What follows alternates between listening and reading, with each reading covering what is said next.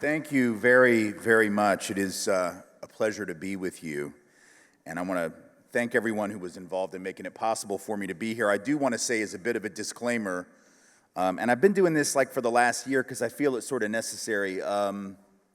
Since we've only sort of recently, like in the last year or so, those of us who do this work really gotten back into the habit of doing it live. You know, we were doing the Zoom thing pretty much consistently for a couple of years, and then sort of hybrid stuff where it was probably half the time or more was Zoom. So after a while, we all sort of got habituated to not being in front of live audiences, which is far better. I think it's far better for you. It's certainly far better for me. But as a matter of disclaimer, I just want to say when you've been doing Zoom calls for a couple of years, for the vast majority of your events, you get very used to not looking around, right? Your head doesn't pivot because you're looking at your screen.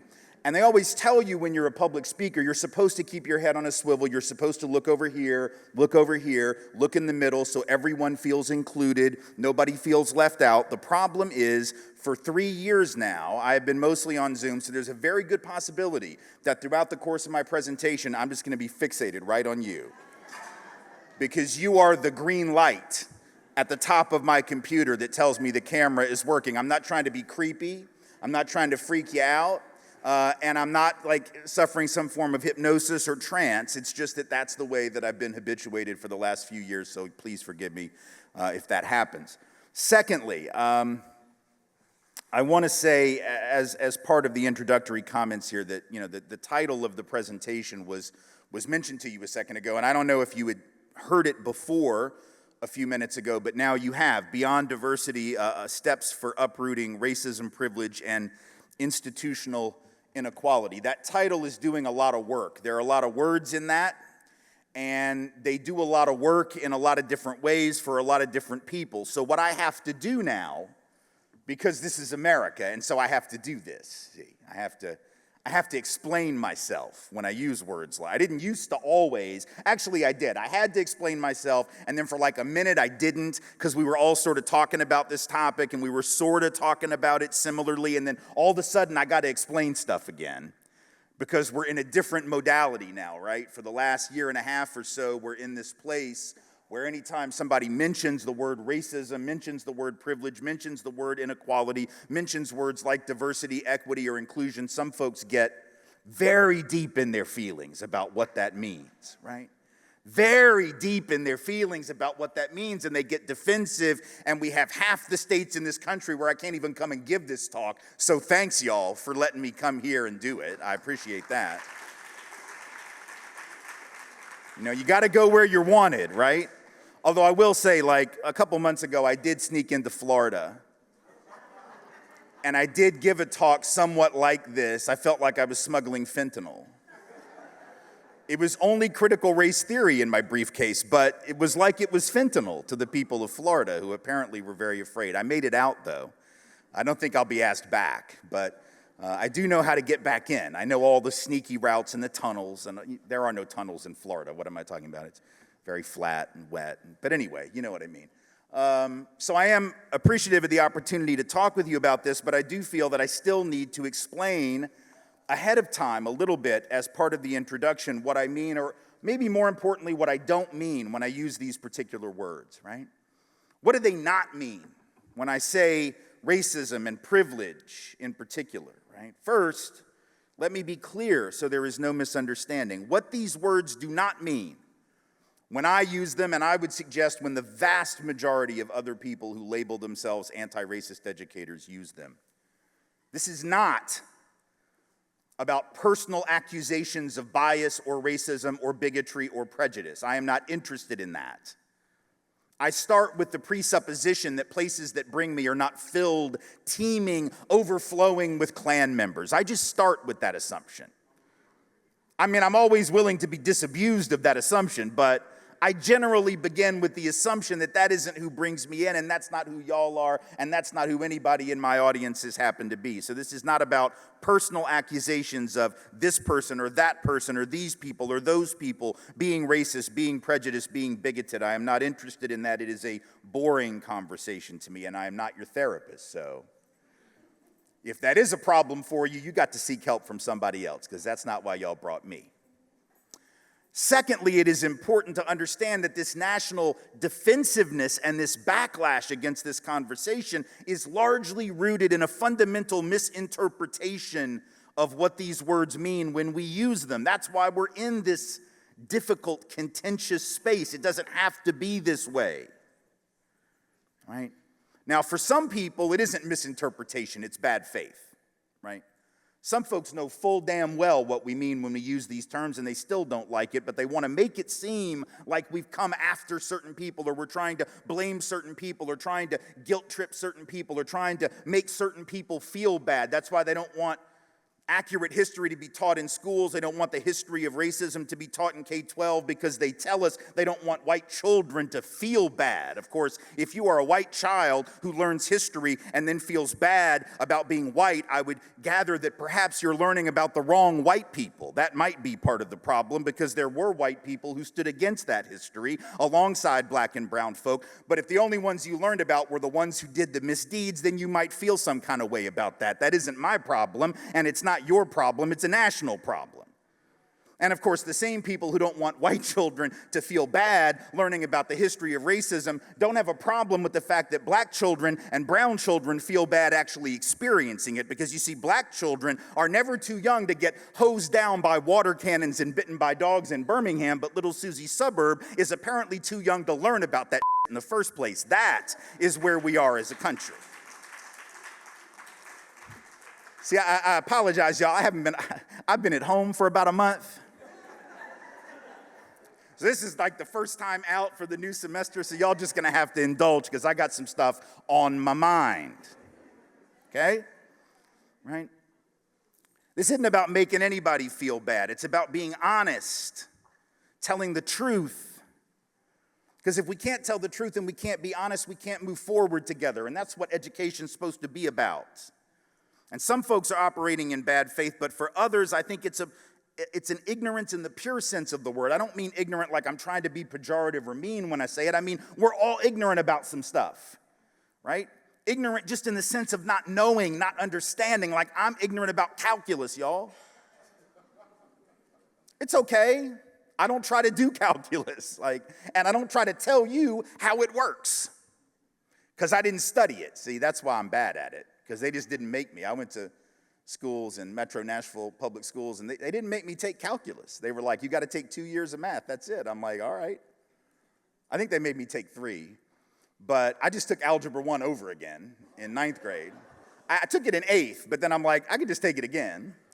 And then I took geometry, and then I'm like, I don't know, Algebra 2. I'll just do Algebra 2. I didn't even do trig, y'all. Not trig, not calculus, so I'm ignorant about that. It's nothing to be ashamed of. I'm not trying to judge myself for it. I'm not an engineer. If I were an engineer, being bad at math would be a problem, but I'm not, and therefore it's really not meant to be judgmental. By the same token, if we talk about racism, we're not trying to be judgmental. When we talk about it, we are talking about it as a systemic problem.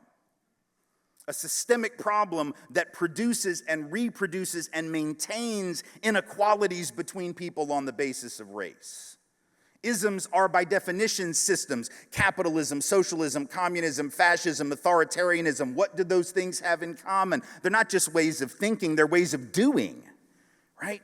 They're ways of organizing a society. You create policies and practices and procedures and systems rooted in a particular way of thinking. And when we talk about racism in our institutions, like educational systems, we're talking about that institutional level, that systemic level. This is not personal, as the saying goes, it is business. And it doesn't require bad intentions on the part of people in order to bring it about. That's a very important thing that we have to understand. Lots of times we want to get defensive when people talk about systemic racism because we think that they're calling us racist or saying that we have bad intentions or we're trying to hurt folks. I start with the assumption that most people are pretty good people, actually. I could be wrong, but I start with that assumption. I'm almost 55 years old. I'm too old to rethink that. I just assume most people are pretty good folks. Most people don't want to hurt people, but good people can get caught up in bad systems. And if you're a good person caught up in a bad or a flawed, unequal system, and you might not even realize how it's bad and flawed. because we get so used to systems operating the way they've always been operating, and we don't interrogate them, we don't think about them, we don't question them, right? That happens from the very first system that we ever come in contact with, which is what? Our family, right? That's the first system that we're a part of. Long before we join a workforce, long before we go to school, long before we have other institutional settings in our lives or systems, we're part of a family system. And how often do we grow up never questioning some of the junk and the nonsense that happens in our families? Or is that just me? Like, I go to therapy and I'm clear on that and y'all are not? Like we all come from dysfunction, y'all. Some people are willing to admit it, some people are not. It helps a lot when you admit it, right? And when you start to question some of the stuff that you just took for granted that happened when you were growing up, and it happened when you were growing up because you know why? Your parents didn't question it when their parents did that mess. And their parents didn't question it when their parents did. And that's not disrespecting our parents and grandparents and multiple generations to acknowledge the mess, but it's saying that at some point, we have to begin questioning the systems that we're a part of. When we do that, we might find out that a lot of those systems are pretty good. Great, but we still have to interrogate them. And we might find out that some of those systems are deeply flawed. That's what we're talking about. It doesn't require bad intentionality. It doesn't require evil, bigoted, prejudicial intent in order to manifest racism. People get hung up on that because when they hear racism, they think it's the same standard of analysis as discrimination. Discrimination is a legal term, and it is legally actionable, and there are certain standards you have to meet when you bring a discrimination claim. Usually intent is one of them, especially if you're making a constitutional claim. If you're saying that someone violated your constitutional rights, let's say under the Equal Protection Clause of the 14th Amendment, you would need to be able to prove intent. You don't always have to prove intent if you're claiming a statutory violation, but it definitely helps in court when you're talking about discrimination. But the word racism is not a legal term at all. It's not a legal concept. It doesn't require the same standard of proof as a court of law when you're making a claim of discrimination. Obviously, if I were going to accuse someone or an institutional actor of discrimination, I would have to bring the receipts and the evidence of some level of intent. But we're talking about racism. That's a sociological concept, right? And as a result, or a philosophical concept, or a political concept, or whatever, but it's not really a legal one. So intent is not really the issue. The issue is, what are the outcomes of this system, right? What is the outcome of the normal operating procedure of certain policies, practices, procedures, and you might say paradigms of thought, right? 4 Ps: policy, practice, procedure, and paradigm. The paradigm of thought that we bring to the institutional space that we share. Because those policies, practices, procedures, and paradigms can produce inequality even when everyone in the space wants to get it right. And I'll talk about how that happens in just a second. Same thing is true when we talk about privilege. People get very defensive about that. And they assume that we're trying to place guilt or shame on them. But it isn't about that. Privilege is just the flip side of disadvantage. That's all it is. It's the flip side of disadvantage to have advantage. That is not politics, y'all. That's grammar, okay? Right? It's grammar. You cannot have disadvantage without advantage. You cannot have certain folks under without other people over. You cannot have people on the bottom without other people on the top. This is like just sort of base. This is grammar stuff. But we don't talk about it that way. We use language like underprivileged, underserved populations. What the hell is that?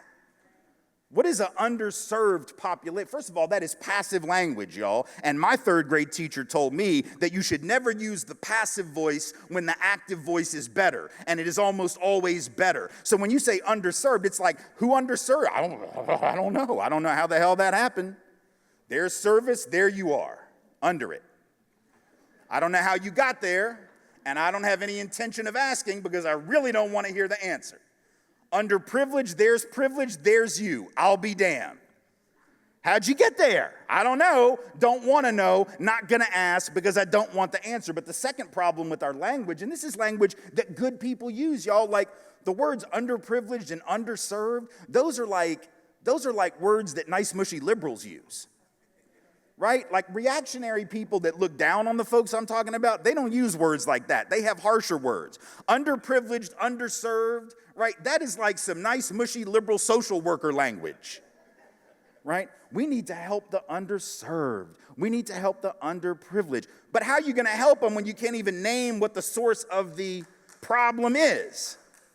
And when you don't think about the grammar rule, which says if there's an underserved, there's got to be what? An overserved. That word isn't even in the dictionary. Underprivileged but overprivileged isn't even in there. If it is, it's got a hyphen, and it's like one of those new words they've just added. If you type it in on Microsoft Word, there's a pretty good chance that little red line is going to pop up that tells you like you're just making shit up now, like that word isn't even real. But if there's an underprivileged, there must be an overprivileged by definition. If there's an underserved, there must be an overserved by definition. But here's why we need to be clear. It isn't about judging any particular group of people. Here's why we know that. We all have some privilege. All of us have got some area where we're the privileged, where we're the advantaged. This isn't about singling out white folks or white men or straight white men or straight Christian white men or straight able-bodied Christian white men or whatever it is. Whoever it is, it's getting very upset about this conversation most of the time. It's not about singling y'all out because, like, look at me, man. Like, I'm white. I am male. I am straight.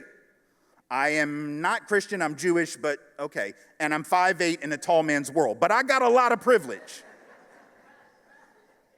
And it's okay, right? Because I know all y'all got some too. I've never been in a room, I have been doing this for 30 years, and I have never been in a room where everybody was entirely marginal, or where anybody was entirely marginalized, right? Where every one of their identities was marginal. I'm sure there are people like that on the planet, but I have never met them. They have not been in my rooms, and they do not teach in a college, right? They don't. Because just the mere fact of being a faculty member or a staff or an administrator at a higher educational institution means you're going to have some privilege and advantage over like 99% of the world's population. So everybody's got some. This isn't about judging folks, right? Even if you don't have racial privilege or gender privilege, you might have privilege as an able-bodied person in a world created mostly for the benefit and the convenience of able-bodied people, right? So there's all kinds, and here's the reason that's important. It's not about being you don't have to do anything to even get that privilege. You just have to be born into a group that is considered normative and treated as normative, and you will have certain advantages over people who have different identities, and we're all a mix of those. We have some identities where we're dominant, some where we're marginal. As I said, I'm Jewish. I grew up in Nashville, so do the math, y'all. Like, right? Not a whole lot of us there, like, I don't know, like 5,000, I think, growing up, right? And every four-way stop in Nashville in those days was like 3 churches and a Walgreens, right? Everybody was either trying to get a record deal or convert you, or both, right? So I know what it is to be targeted on the basis of religious identity, right? But I also know what it is to have been advantaged vis-a-vis my black friends, and yeah, I actually had some. I know we all say that, we're usually lying. Like, I went to preschool at Tennessee State University. That's a historically black college. So my first childhood education experience was in like an all-black environment. So I actually had black friends and mentors and teachers, right? Not just saying that because it sounds like the thing to say. I realize it's very common. But, right, I still had advantages over them. I was still looked at differently by the teachers in the classroom, the principals in the classroom. I was disciplined less harshly, even though we all acted fools because we were 7. It's what 7-year-olds do. It's perfectly age-appropriate behavior, acting a fool. That's what 7-year-olds do. But some of us get put out the room, others don't. Some of us would be subjected to corporal punishment, others would not, right? Some of us would get sent home, others would not. We know how that plays out all around the country. So the fact that I was marginalized on the basis of religious identity, right? Or the fact that my family didn't have a whole lot of money, so there was a certain amount of class marginalization. I mean, that's an understatement that we didn't have a lot of money. I said that real nice, but like, we really did not have a lot of money. We were the broke-ass Jews at the temple. So whatever y'all heard about Jews having a lot of money, trust me, I'm like Exhibit A that is absolutely untrue, right? So I was marginalized on the basis of that one thing, but I had all these other advantages on the basis of the other. All of that can be true at the same time because life is complicated. But the point is, when you have advantage of some type, especially if you have multiple categories of advantage. But even if you've only got one, you got to be careful, because the one where you have the advantage, the one where you get to assume that you're the normal one, the one where you get to assume that you're the dominant one because you are, is the area where you can easily make mistakes and miss some stuff, right? Because the biggest privilege of all is the privilege of being oblivious to other people's reality. Right? Privilege is not just a material condition. That's what we think about it as. So if I were to ask you to close your eyes and imagine a symbol, just a symbol that symbolizes privilege, you would probably think of like a dollar sign. That's what most people think of, because we think of privilege as what rich folks have. Well, they do. That's called class privilege. But there are a lot of other forms of privilege or advantage, and the biggest one is simply being oblivious to the lived experiences of people who have different identities than yours.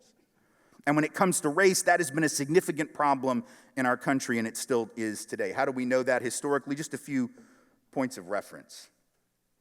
See, here's the thing. If I were to ask people, whether it was this room or any other room in America, do you believe that systemic racism and white privilege or advantage are real in 2023, we get a lot of people who would say yes and a lot of people who would say no. And if we're being adults about it, we could have a good conversation. Not a debate, but a discussion about it, hopefully, right? But here's the thing I also know. If I were to ask most anyone in this room or any other room, do you think we had systemic racism and white advantage or privilege in, let's say, 1963 or 1962, before the civil rights laws were on the books? My guess is just about everybody would agree that that would be true, right? Even people whose politics were very different than mine, even people who denied the problem today in 2023, would probably go along with the idea that 60 years ago it was real, right? Because it doesn't really take a lot of courage to admit that, right? I mean, it just takes like a Google machine. That's all it takes, right? You just need a Google machine, and you need to know how to use the Google machine, and you could probably find your evidence for that, right? But here's the problem. In 1963, when white Americans were asked that question about themselves and their country at that time, you see, it's different to ask you about 1963 in 2023. But when white folks were asked that question in 1963, when it was happening, when it was the present, not 60 years in the rearview mirror, and they were asked it by the Gallup organization in that year. The question was, do you believe black folks are treated equally in your community in education, housing, and employment? Now, come on, y'all, it's 1963. We know the answer. This is before the Civil Rights Act, before the Voting Rights Act, before the Fair Housing Act. It is the year of the March on Washington, the year that Medgar Evers is shot down dead in his driveway in Jackson, Mississippi, the year that Governor Wallace stands in the schoolhouse door at the University of Alabama and says, segregation today, segregation tomorrow, segregation forever. It is the year that he turns those dogs and water cannons in Birmingham on those children at the behest of Bull Connor. So we know the answer to the question. This is not a hard pop quiz. The answer is no, but what do you think white Americans in 1963 said? 2 out of 3 answered the question, yes, everything here is fine. There is nothing to see. And in 1962, Gallup asked white folks a slightly different question, but only a year earlier. The question was, do you think black children have the same chance to get a good education in your community as white children? Once again, y'all, easy question, even easier answer. It is only 8 years after the Brown v. Board decision, but we know it is well before any schools actually moved to create equity, whether with all deliberate speed, as the court suggested, or not. And yet in 1962, when white folks were asked that question about educational equity, do you think it's real? 85 out of 100 white folks said yes, everything is fine, nothing to see here. Now, come on. There are only 2 possible explanations for why the vast majority of white folks couldn't see the truth. Explanation number 1 is that white folks are just so stupid and ignorant and cold-hearted that they just can't see or just refuse to see. I don't happen to believe that's true. Were there people like that then? Are there people like that now? Well, of course. There are people like that in every generation, every racial or ethnic group, cultural group, every part of the country, of course. But I don't believe for a second that explains 85 out of 100 or 65 out of 100, whatever the 1963 question was. Right? I think there's an easier and a more disturbing answer to the question, and it's about privilege. The reason white folks didn't know is because they didn't have to know. Right? If you were white in 1963, did you actually have to know black folks lived reality? Even though it's being beamed to you every night on the TV, every night. There were only 3 stations, y'all. It's not like you could ignore it, right? We didn't have all these stations. Y'all know that. We had 3 stations. They went off at midnight with the Pledge of Allegiance or the national anthem, and then it just was like gray matter for like 6 hours until it came back on. So the idea that you could have somehow missed what was happening in Birmingham, missed what was happening in Mississippi, missed what was happening during the March on Washington, 200,000 people on the mall down the road, right? How could you miss it? It's not like I'm sorry, I was watching Netflix. No, you weren't. You were watching Walter Cronkite because it's all there was, right? You were watching the same damn thing everybody else was watching, and you saw it, and you still, when Gallup came, you were like, I don't think there's really a big problem. I don't know what these black people are so gosh darn concerned about, right? I mean, this is the same people who tell us that black folks picked up skills during enslavement, right? So what's the big deal? I mean, they got to be blacksmiths. The assumption being that black folks didn't have any skills in Africa, like before they were brought here. There were no skills till white people gave them to them, right? It's that same kind of rationalization. Because you don't have to know any better. You don't have to know anything about Africa, first of all, for sure. So you don't have to know anything about what folks knew, did, had, or understood before they were here, right? And you don't have to understand what they're experiencing down the road from you in 1963 and 1962, or I would dare say today. You don't have to know. Why? Because it's not going to be on the test, right? I mean, is it? Is it going to be on the test? Like, what test is there that you have to take in this country where you would have to demonstrate competence in understanding the experiences of black people? Even when they try to give you a test like the AP African American History test, then they say, we're just not going to take it. You can make it, but we're not going to take it, and we're not going to give you credit for it. Arkansas just announced that. Arkansas, y'all. Arkansas doesn't want to have an AP African American History class for credit because they don't want folks to see those white children yelling at black children at Little Rock Central High in 1957. And they certainly don't want to give you credit for knowing it. So you don't know it in 1963 because you didn't have to know it, and you don't have to know it in 2023 either. It's not going to be on the test. It's not on the SAT. It's not on the ACT. It's not on the GRE, the MCAT, the LSAT. It's not on any professional certification you would have to get or licensure that you would have to get for any job. You could be a teacher in a black neighborhood and not know anything about the black experience. You could be a nurse or a doctor, a social worker, a therapist, a psychologist.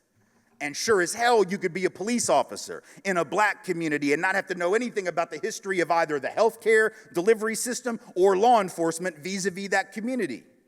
That's not part of the test. That's not part of the exam, knowing those experiences, right? So you have the privilege of obliviousness, just like I have the privilege of obliviousness about that calculus thing I was telling you about.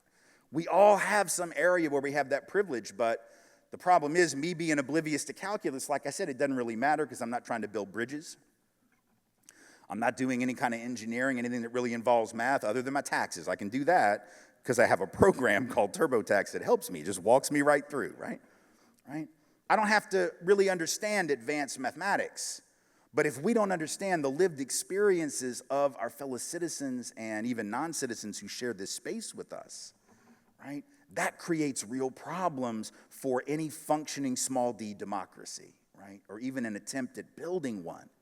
And so that ignorance becomes deadly. It becomes dangerous. It isn't just a historical fact that I'm pointing out for laughs, right? Or for amens or any of that stuff, though I appreciate, either or both of those at any time y'all feel like giving them. But that's not the point of bringing it up, right? The point of bringing it up is to say that this has real consequences for real people in the real world. So how does that manifest then in educational institutions? How do those systems operate? Policies, practices, procedures, paradigms. Let's start with paradigms of thought, right? Because I think sometimes when I talk to professional educators, these could be K-12 educators, higher ed educators, 4-year institutions, 2-year institutions, private, public, doesn't matter.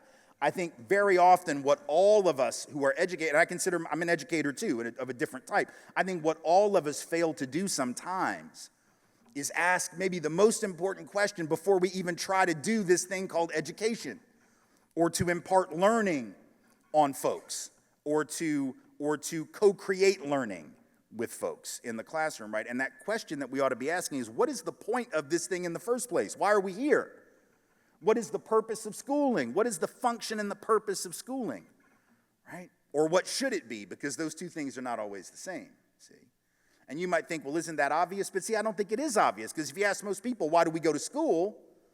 right? What's the purpose of going to school? You ask most students, it's interesting, like 55, 60 years ago, in the late 60s and early 70s, 55 years ago roughly, they asked this question of college students, and one of the most common answers was to develop a meaningful philosophy of life and learning how to live with one another, right?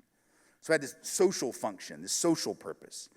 And now you ask folks just like, well, so I can get a job and make a lot of money, right? And that's a cultural shift.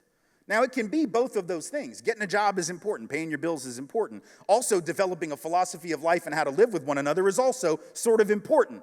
They're not polar opposites, but unfortunately, that older understanding of the purpose of education, which was to create a nation, right, at least in the minds of some, has been lost for this much more provincial arena of purpose. And even more than that, we don't think about the systems that we're in and how they function. When we ask the question, what's the purpose of education, you may think you know, but see, the machine is already operating.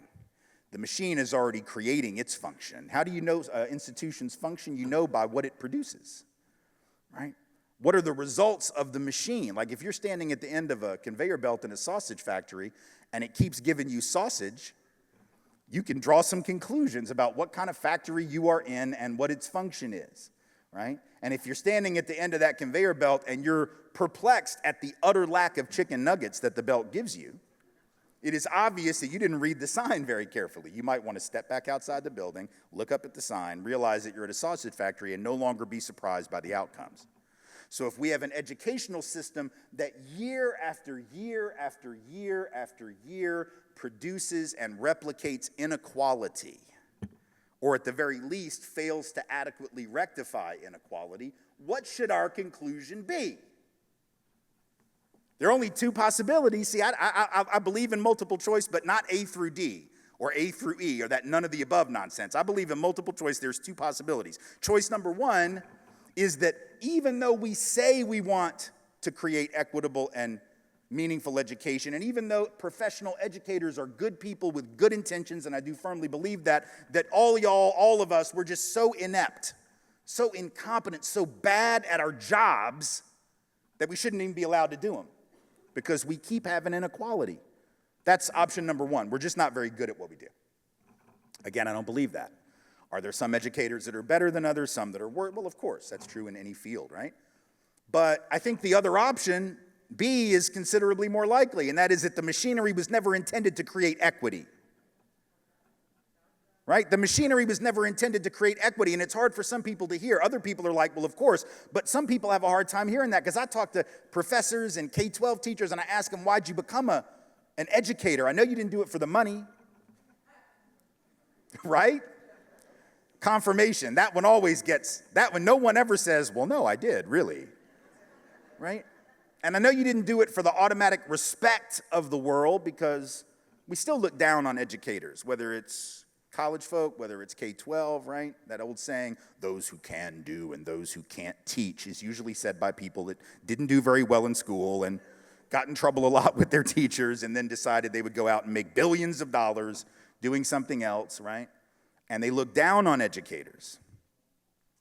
So you didn't do it for money, you didn't do it for respect. Most of the time when I ask people, they say, well, I did it because education is the great equalizer. Oh, love that. That's so beautiful, and it's so utterly wrong. Right? In fact, if you actually believe, because notice when they say that, they're not saying it in the aspirational future tense, right? Like it'd be one thing if you said, I became an educator because I believe education should be the great equalizer. Okay, whatever. I mean, it's a little sappy, but I'll give it to you, right? If that's what you say. But nobody ever says it like that. They say it in the present day sense. They say it in the sense that it's already that thing, that it is that thing. But there is no evidence of that. And there is plenty of evidence to suggest the opposite. In fact, here's what we know. We know that black folks with college degrees, regardless of subject matter, by the way, even when controlling for area of concentrated study or major or discipline, that black folks with college degrees are 80% more likely than white folks with degrees to be unemployed in any given year. Latinx folks with college degrees are about 50% more likely to be unemployed than white folks with a degree, even in the same field. Asian Americans and Pacific Islanders with a degree, about 20% more likely to be unemployed than comparable white folks. Indigenous folks with a degree, about 2/3 more likely to be unemployed than comparable white folks. So even when black and brown folks do all the same stuff, stay in class, get the same degree, they are still not having the same outcomes. We know right now that the typical white family in America with a high school dropout as the head of household actually has 25% more net worth than a black household headed by a college grad. Let me say that again because you will not hear it mentioned in the mainstream press. White households headed by high school dropouts have more net worth, about 20% more in most years. Sometimes it gets up to 30, sometimes it drops to 15, but usually about 20% greater net worth than black households headed by college grads. So if education was a great equalizer, that wouldn't be true, but it is true. And so now the question becomes, well, then what is the function of education? Because if we don't understand this paradigm, we can't flip it, right? You can't change the paradigm if you don't understand the machinery that you're in and the logic of that machine. You can tinker around the edges, but you can't fundamentally remake it unless you understand what's happening. Well, here's how we know what's happening and why. We know that the educational system was deliberately conceived to create inequality because the people who created it told us so. It's not me telling you, it's them telling you. Who are them? Who are they? Let me tell you. We'll start with Thomas Jefferson, right? Founder of the University of Virginia, great educational thinker according to his peers at the time. He was considered a leading philosopher of education, a leading, proponent of what education should look like in the new nation. And he wrote about it in Notes on the State of Virginia, one of his most famous writings.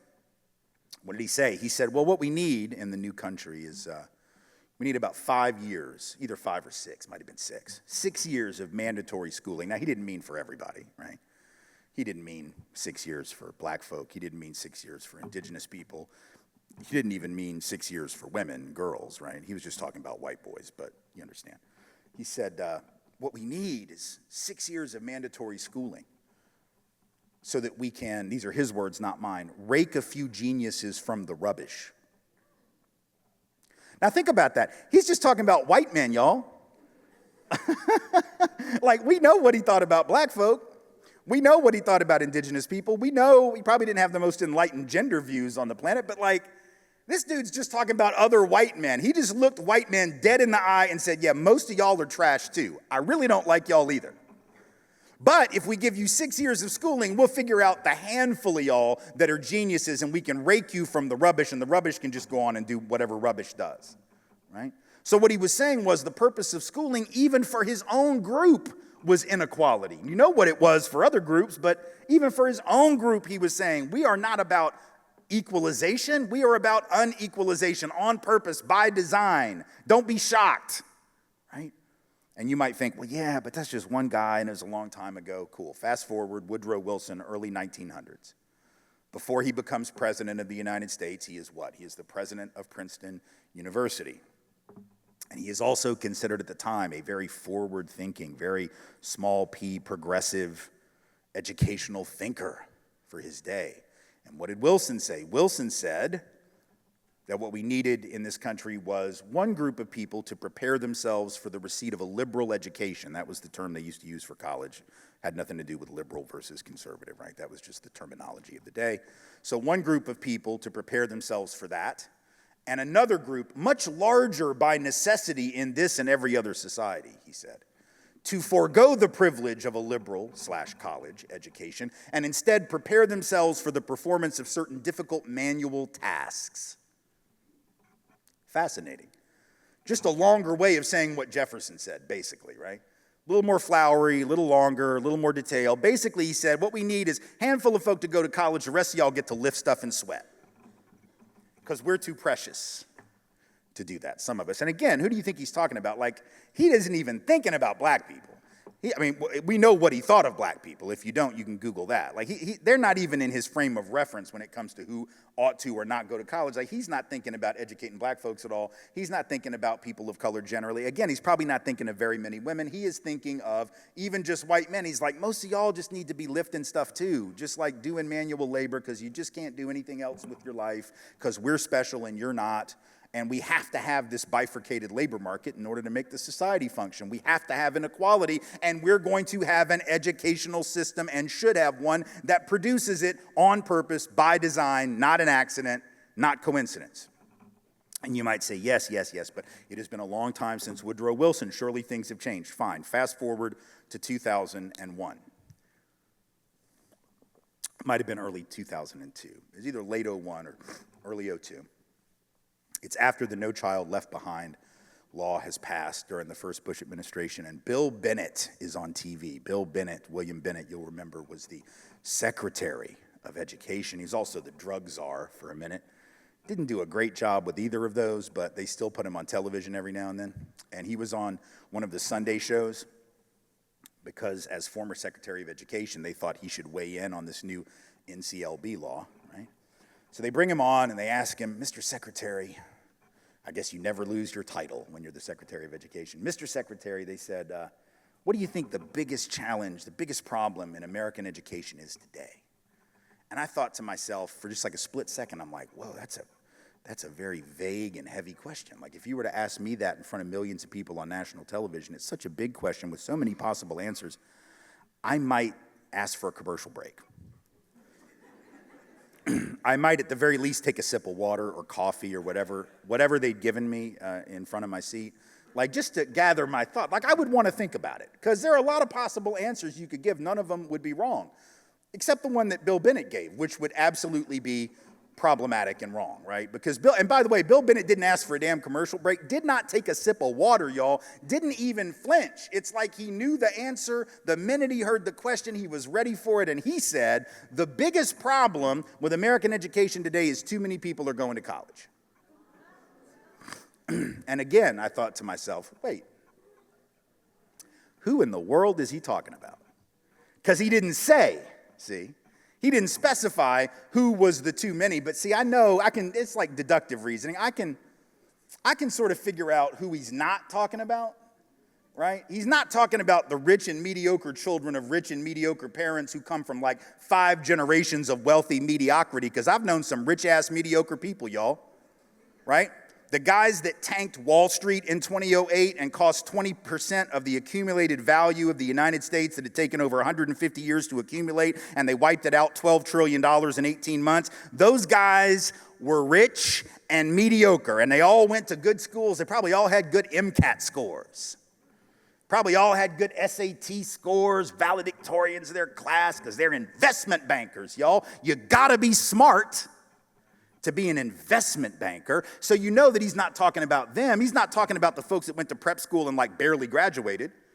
But you know they're there, right? Like, correct me if I'm wrong, like every year at Phillips Exeter and Andover and Choate and Groton, like somebody is the dead ass last graduate, right? Like, it can't just be a class of valedictorians. That's not how the math works. Somebody graduated top of the class, and that means what, y'all? Somebody graduated at the bottom, right? Somebody barely got their ass out of school. But nobody ever calls them into the headmaster's office at Phillips Exeter and says, well, Tommy, I know you're thinking of taking over your father's business after going to law school or B school or wherever it is you're going to go, but I really think you have demonstrated the aptitude to work in a warehouse, so good luck to you. That doesn't happen. Tommy's going to college, Andy's going to med school or law school or business school or wherever the hell it is his parents want him to go and put him in that school so he could. Nobody ever questions it. They assume that those folks are going to college because they always have. So when Bill Bennett says too many people are going, he isn't talking about that. He's talking about the people who are going more now than, let's say, would have been the case in prior generations. And who are they? They are black and brown, and they are working class folks. He doesn't have to say it. It's the mentality of the slave owner, y'all. It's the mentality of the enslaver, because that mentality said what?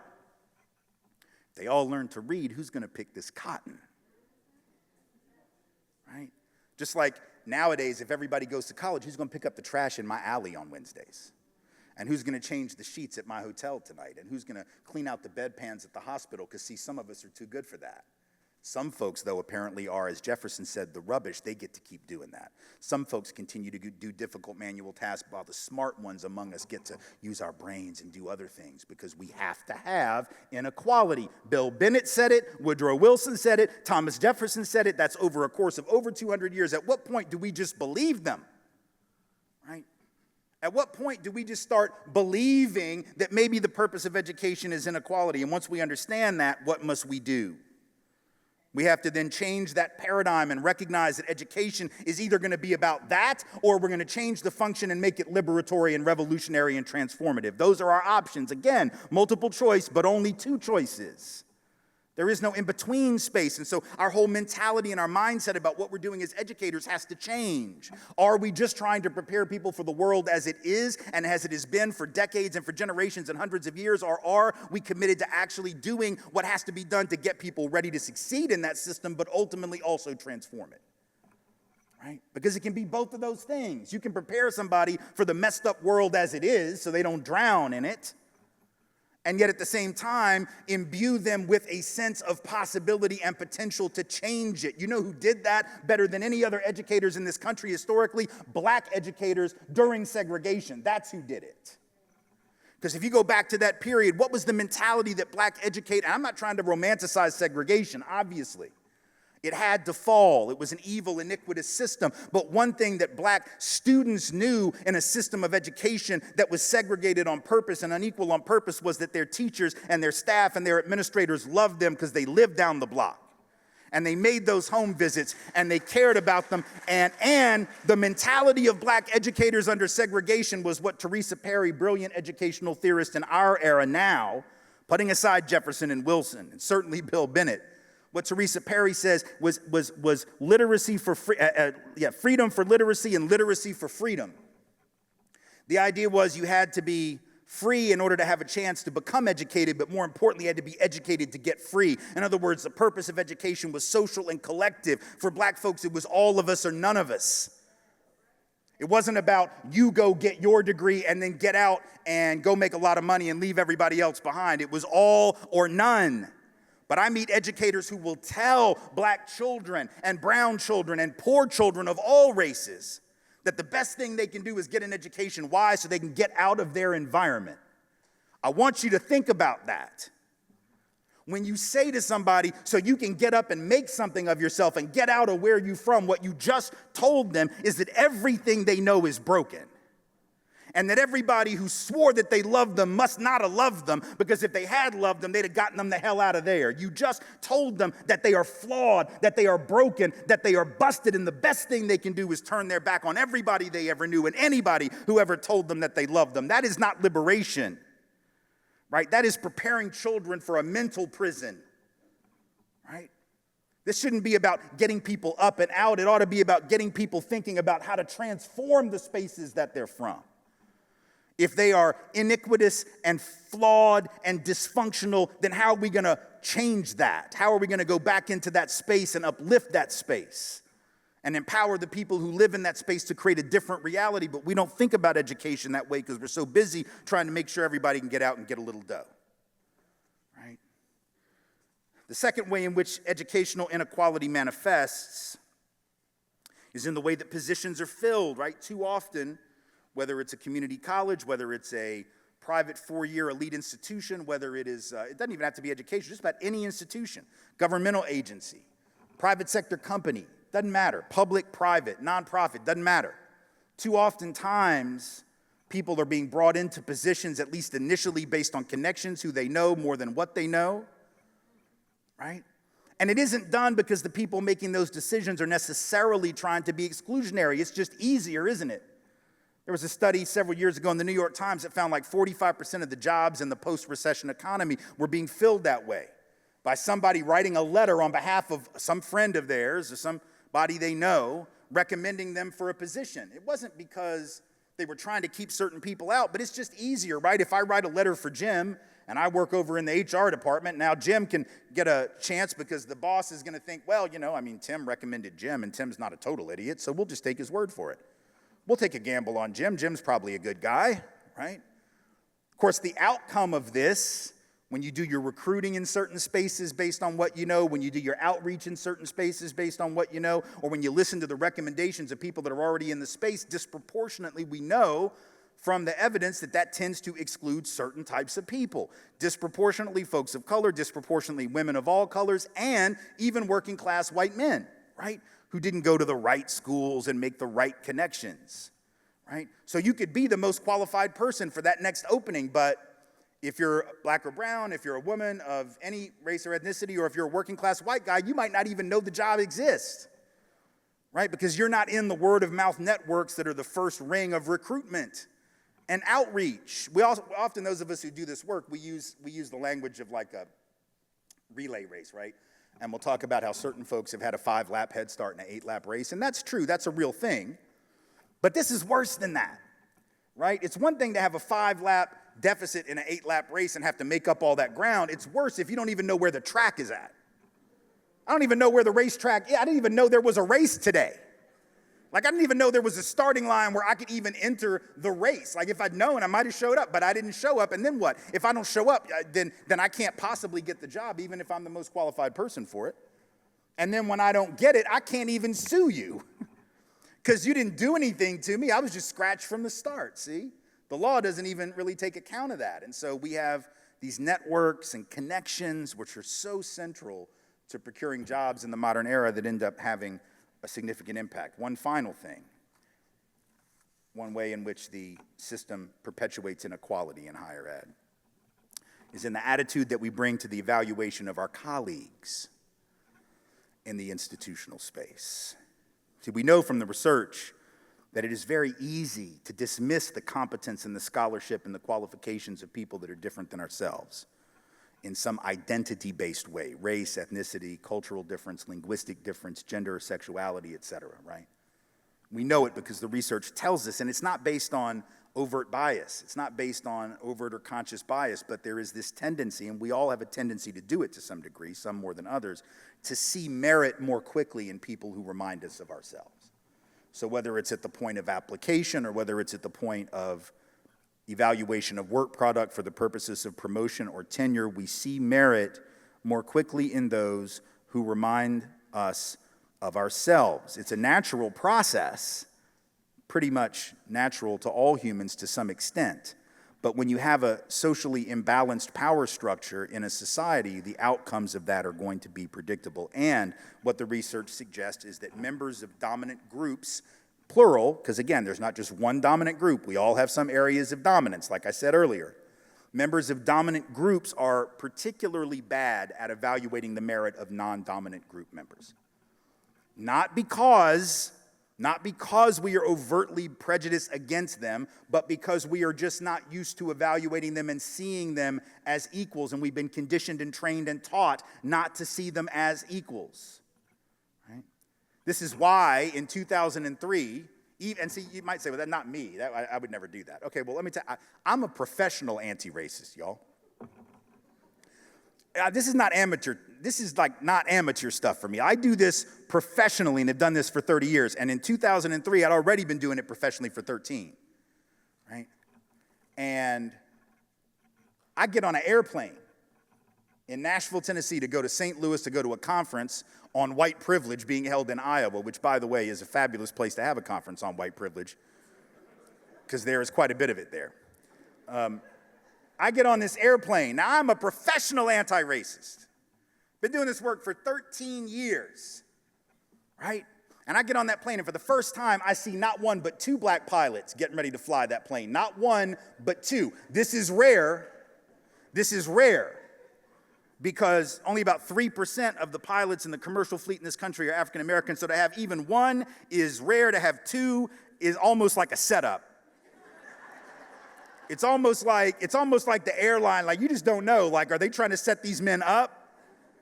Right? And I see these two men, and every instinct in my body ought to be telling me, free at last, thank God Almighty. We got aviation equality on this day in April of 2003, but I assure you again, multiple choice. That's choice number one, y'all.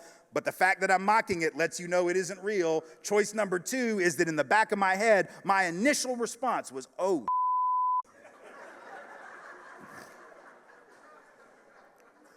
can these men fly this plane?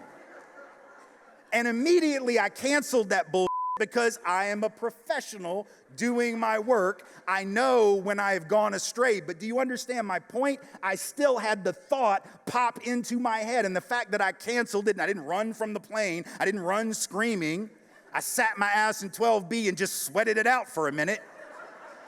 And then it struck me as I'm sitting there like, what a bunch of racist nonsense. Of course they can fly the plane. They probably had to learn to fly it and prove they could fly it better than all the white pilots I've had for 13 years in order to even be in that spot.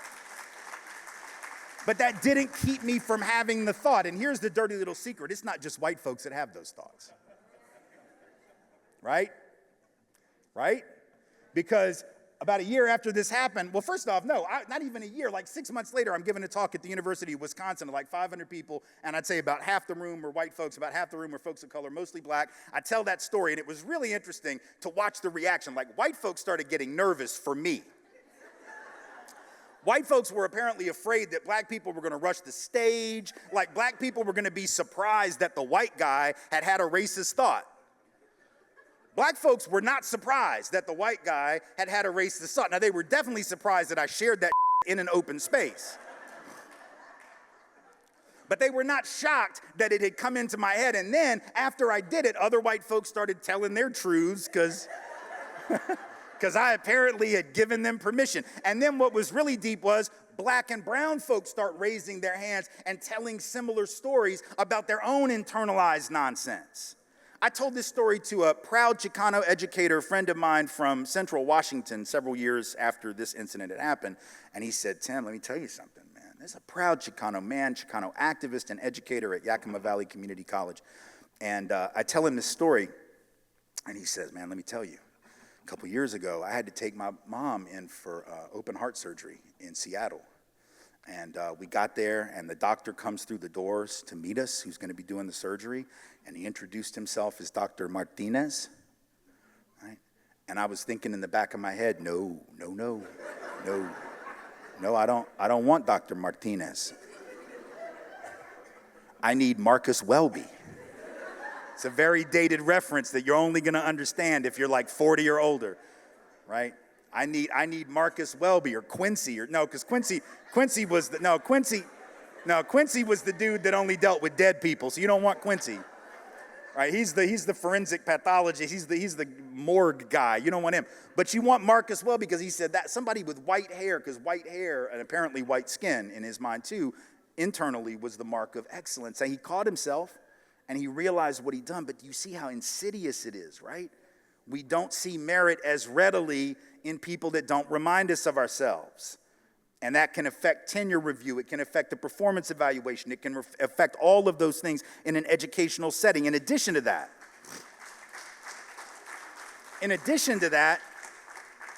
even when we have fair standards, and even when we have standards that we think are fair, that are objectively fair on their face for evaluating people, and even if we don't have a whole lot of personal bias per se, even if we've sort of gotten that under control, which I don't think any of us have it totally under control, some better than others, but even if we're doing pretty good on our own work, right, if we're not interrogating the standards that we're using, we might be perpetuating inequality. So think about tenure review for a second. And I've dealt with this in a lot of places, right?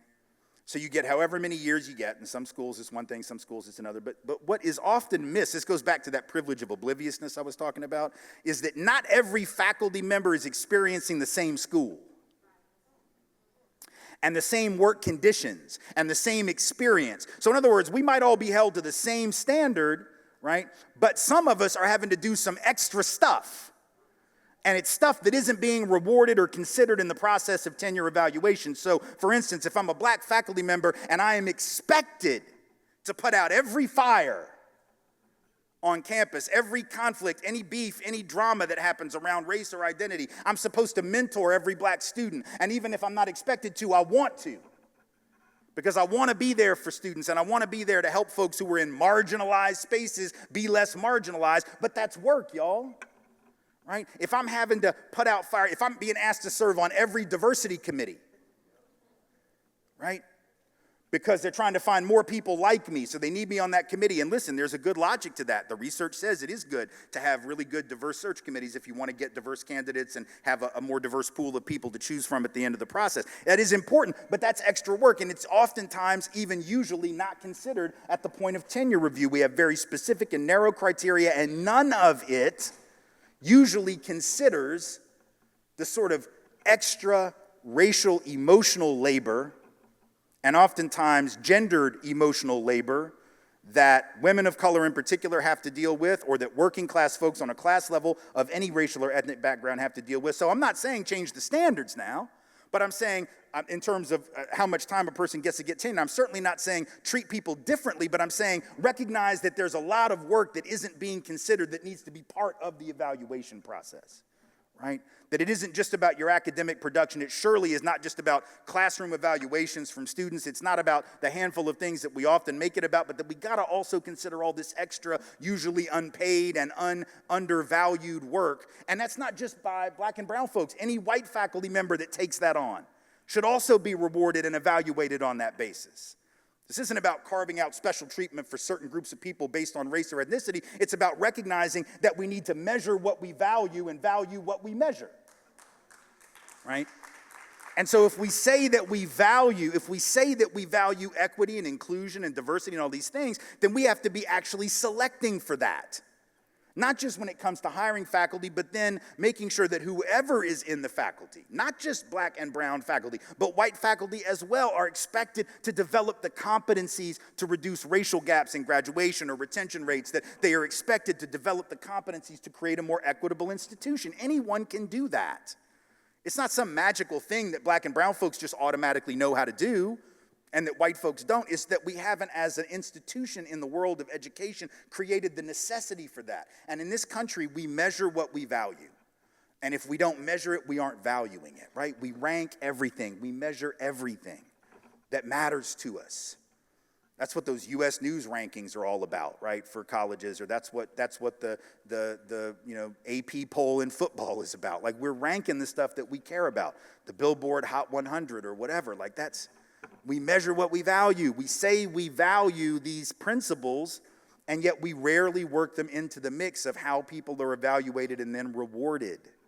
And so even when we're trying to get it right, we can easily make these mistakes. So how do we address this? Just to recap, we start with a mindset of transformation, not accommodation. The purpose of education is not to simply prepare students for the world as it is or the workforce as it is, but to transform the society for the betterment of all, and that is especially important at an institution that is a community college. Any institution that says that it is community-facing, that its purpose is that, because there are certainly schools that don't define themselves that way, but those that do have a special obligation to take that very seriously. The second thing is to cast the net widely for faculty positions, administration, and staff, recognizing that too often we fall back on the patterns and the practices that we know and the people that we know and the places where we think we can find them. And third, measure what you value.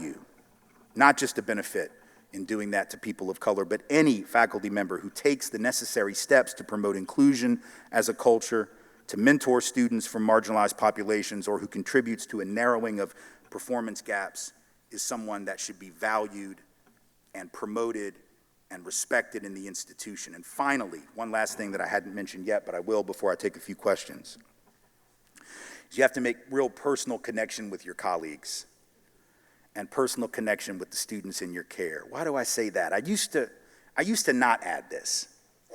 I used to think that was too sort of, I don't know, touchy-feely or not political enough. Oh, make friends with people, make personal connections with people, connect with folks. I didn't see the radicalness of that, and I was real caught up in my own sense of radicalness. And what I've learned is that stuff doesn't really change very much, right? And I realized this during COVID, when I was at home doing all these Zoom calls, and in my office at home, I sit at a desk that is behind me is a bookshelf with hundreds of books all about race. And a few times people would ask me if I'd read all those books. I'm like, oh no, I mean, I've read a lot of them, but I haven't read all of them. But they're here in case my kids who were in college need to do a research paper on race. And then they've got a full library at their disposal, you know. And I started to realize in the midst of that conversation, like, you know, not only did I not read them all, But even if I had, that's not why I do what I do, right? It's not because I read a bunch of stuff. It's not because I took some classes, not because I watched some videos. That book learning, even though it helped to flesh out the contours of my knowledge around the history of racism and the contemporary manifestation of it, that's not why I care about this, and it's not why I've done this work for 33 years now, 27 of those approximately, or 28 of those out on the road lecturing like this. It's because of the personal connections that I alluded to earlier. It's because I was in preschool at Tennessee State and then was so close to black folks who I saw mistreated in those schools. It was the personal stake that I had in them and that they had in me. It was being 11, playing on a baseball team that was almost all black kids except for 3 of us who were white, and would go out to a rural area, semi-rural area outside of Nashville to play a scrimmage game against a team in the preseason. We get out there and we roll out of our car with our coach, and the team won't play us. They won't step on the field with us because they don't want to play a quote-unquote black team. And instead of playing us, they threaten us. And they chase us back to the car, and they surround the vehicle, and they threaten to kill us with baseball bats, calling the black children the N-word, calling the 3 white kids and the white coach N-word lovers, and their coaches did nothing to stop them. And so we had to get out of there for fear that we were going to be beaten or in some other way attacked. That is why. See, the stuff you read can stay with you here, but the stuff that you experience with people that you care about is what sticks with you here. And when you know people and when you care about them, it's the same way that Harvey Milk famously said that the most important thing for the LGBTQ liberation movement was going to be what? Folks coming out. That was going to be more important than protest marches. That was going to be more important than demonstrations. When people came out, then people who loved those people would realize that all that time they had been loving family members and friends and colleagues and neighbors who were LGBTQ who maybe they didn't even know were, right? Personal connection is what produces liberation, because personal connection invests you in it. It gives you skin in the game. It ceases to be an intellectual exercise. It ceases to be a matter of professional development. It becomes a matter of personal survival, not just for the folks who were marginalized, but even for the folks who were not. Thank you all so much for being here. I appreciate you, and thank you for having me. Thank you. Thank you. All right, first question from the chat is there a recommended way to address / prevent implicit bias in the workplace? Yeah. Well, implicit bias, just as a term of art for those who aren't familiar with it, I assume most of you are, but this is sort of the unconscious way in which bias operates, unconscious, preconscious, subconscious, whichever term you prefer. And it's something that's been studied by academics at Harvard and Princeton and lots of really smart people places for a lot of years, for 25 years, I guess now. There's a lot of research on it, and implicit bias tests have been run on hundreds of thousands of people. The research, suggests a couple of things. One is that the vast majority of us have some form of implicit bias. And even going back to my point about the pilots, and my Chicano friend and his mom and the doctor, these implicit biases are internalized even by the targeted group, not just by the dominant group. Although not as much, not in the same number, but everyone develops a certain degree of it.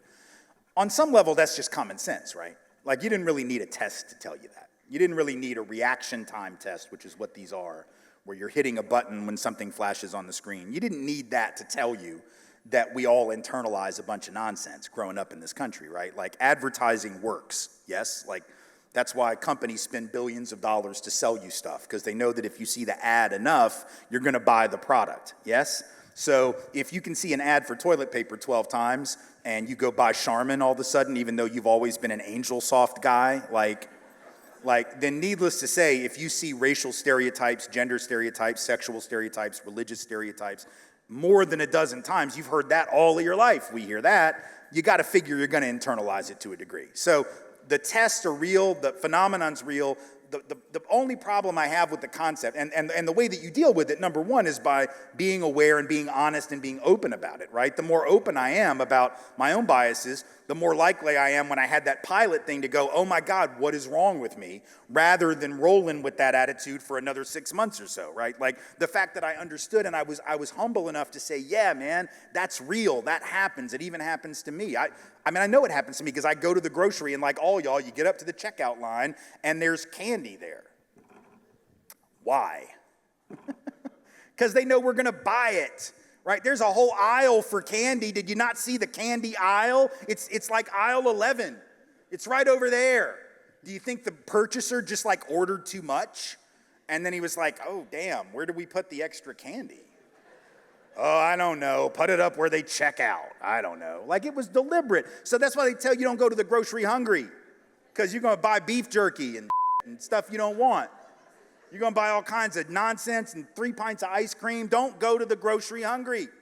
So I know I'm susceptible to it. And the fact that I am, now what do? When I go to the grocery, I eat first. And then I don't spend as much damn money. So that's the way you catch it, is by being aware of it and being honest and humble about it and reminding yourself of it. The way you arrest it in professional spaces, according to the research, is that it's really pretty simple, actually, surprisingly so, is that what the research has found is that when we're doing like a search committee for a position or something, like as long as we're regularly having these conversations, just reminding ourselves of how easy it is to fall into those patterns actually makes us do better, right? It could be just like a one-page handout about how subconscious bias can work. And just simply seeing a reminder makes people want to do better. Because like I said, I think most people are pretty good folks. We want to get it right, but we get it wrong when we're not looking for getting it wrong, right? We get it wrong because we're thinking, oh, we're good people doing good things, treating people fairly. But if I'm reminded, oh yeah, that thing can happen, I'll actually make an extra effort. And they've done research on that, where you have these groups of people that are asked to evaluate, could be a scholarship recipient, could be a job applicant, and when the people that are told about subconscious bias do a far better job, not only in terms of the outcomes, but they take longer to look at the information, right? Why do you think they're doing that? Like, they did it with a jury. They did a thing with mock juries where they had two different jury groups watch a mock trial, right? And they knew it wasn't a real trial, but they were supposed to treat it like a real trial. And there was like a black defendant in the case, and at the end, the judge gave instructions to the juries, right? And the juries were all white. And the judge said to the one jury just basically what the law was, go back and evaluate the evidence, here's the standard of guilt, blah, blah, blah. Didn't say anything about the possibility of subconscious bias. The second group was told all the same stuff the first group was told, but was given an instruction that, hey, just by the way, be careful because there is some evidence of subconscious bias that sometimes happens. You just want to make sure that doesn't happen, blah, blah, blah. The second group, even when they ran the test, even if they came to the same conclusion as the first group, even if they also found the defendant guilty in the case, because sometimes the evidence was strong enough to justify that. It's not like it was necessarily a weak case, but they took like twice as long, right? Which suggests that they were really evaluating, they were crossing the T's, they were dotting the I's. That's what you want if you're trying to catch bias, is to take more time, not making snap judgments on the basis of the internalized nonsense. So even something as simple as regular reminders of how easy it is to go off the rails helps, right? Other questions? Yes. Anyone in the room have a mic?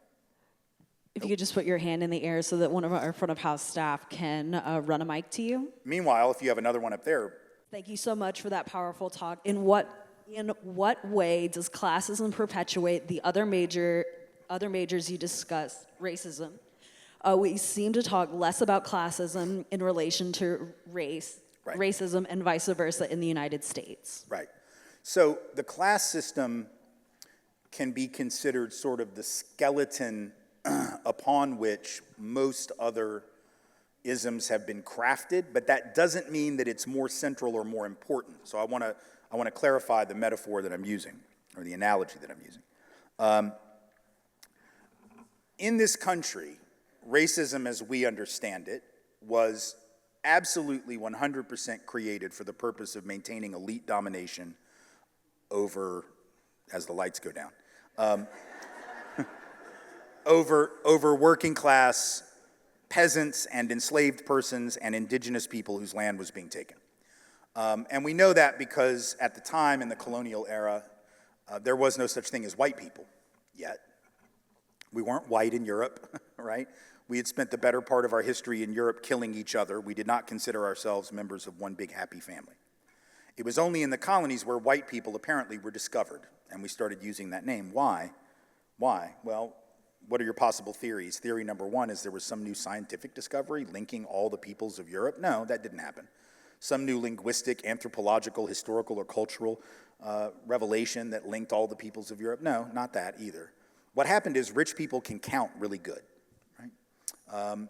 And they looked around and they realized that they were heavily outnumbered in the colonies by enslaved Africans, by piss-poor Europeans, many of whom were indentured servants, and certainly by the indigenous people of the continent. And so worried about the math when they had all the land, but they didn't have the numbers to necessarily defend it, what you got to do is you have to split the potential coalitions that might emerge among poor people. And what better way to do that than to tell at least the ones who sort of look like you, hey, you're on our team. Yeah, like we didn't like you when you were back in Ireland. In fact, we used to kill you. But now you get to be on our team, right? Ben Franklin used to talk all kinds of trash about the Germans, right? He didn't want the Germans coming. They were the awful immigrant group that he didn't want here, you know?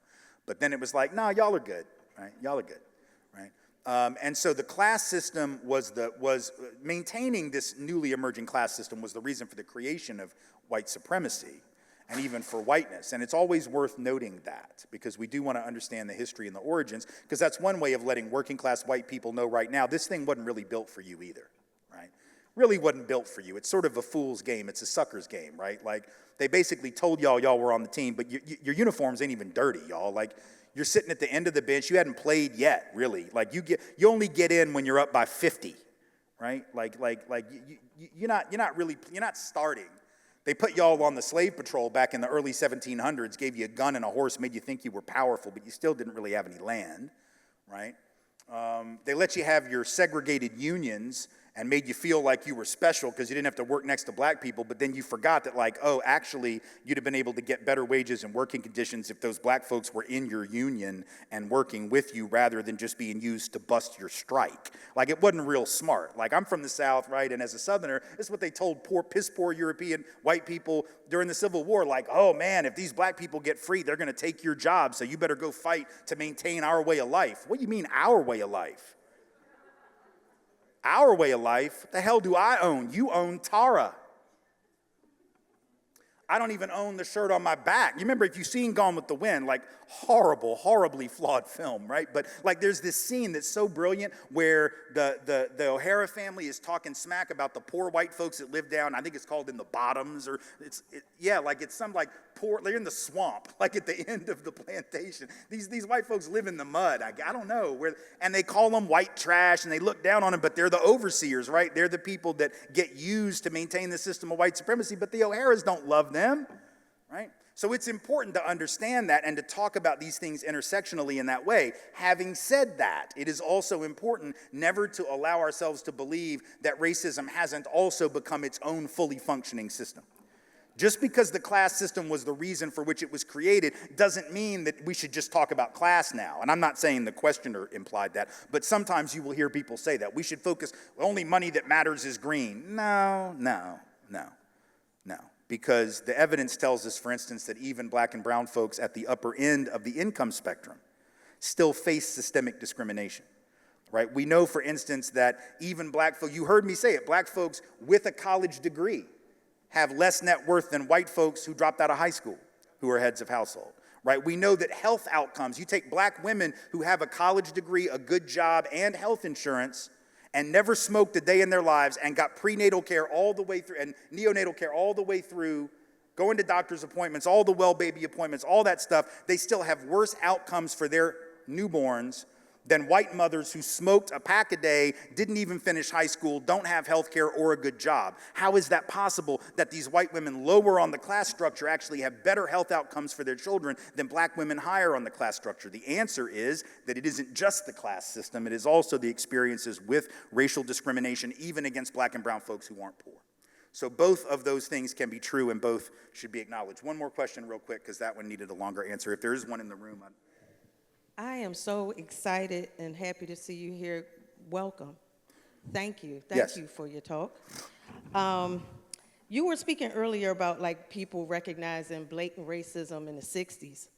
And you know, they couldn't deny that there was racism, although they did, right? What happens with today when we have conversations around tenure, promotion, treatment in the workplace, discrimination, racism in the workplace, and people blatantly deny it now? right. Well, I think that denial has to be understood as part of that privilege of obliviousness that I spoke to. Again, it is not necessary. It is important to acknowledge that it may not come from a particularly pernicious, let alone hateful or prejudicial place, but it comes from a place of true ignorance, in the sense of not understanding what folks are experiencing, what their experiences are like, what their qualifications indeed are, what their talent and their merit is in fact, as opposed to what is perhaps presumed, or what the factors are that are influencing those things as opposed to the things that aren't. And so I think it's important for all of us when we are denying something. It's not to say, listen, I want to be very clear. It's not to say that every single time that a person of color says, this thing here is racism, that they're right. Individuals can misperceive, right? We all can have cognitive errors. We all can misperceive a given incident or a given situation. But the problem with white denial is it doesn't just sometimes look sideways at a particular claim. It dismisses a broad swath of claims, right? So it isn't just, oh, somebody looked at me funny in the store and I think that was racism. Well, it might have been. It might have just been that they were assholes and, whatever. But if you're denying that the process of tenure is itself flawed and bound up with all of these concerns, whether it's implicit bias, systemic issues, you're not just denying the sideways glance in the grocery store. You're not just denying why that person honked at you or flipped you off in traffic, right? You're actually saying that black and brown folks who consistently raise this same issue, it's not one person over here. It's not like there's one black person screaming about it and all the other black folks are like, I don't know what she's talking about. Everything's good. I mean, we're cool. I don't know. It's her. That's her problem. Like, that's not what's happening. What we're saying is that an entire group of people have lost their damn minds and they can't intuit their own reality. That's different, right? That's like in 1963. I mean, is there a chance that an individual black person could have misinterpreted a comment by a white person? Yes, but when 2/3 of white people said everything was cool, you weren't just saying that about that one sort of wacky black person that just makes everything about race over there. You're talking about black people as a whole who are telling you this is a problem and you're just dismissing their reality. What you're saying is, I know your life better than you know your own damn life. And that's the problem. That's the problem that has to be confronted. Thank you for that question, and thank you all for being here. I appreciate it.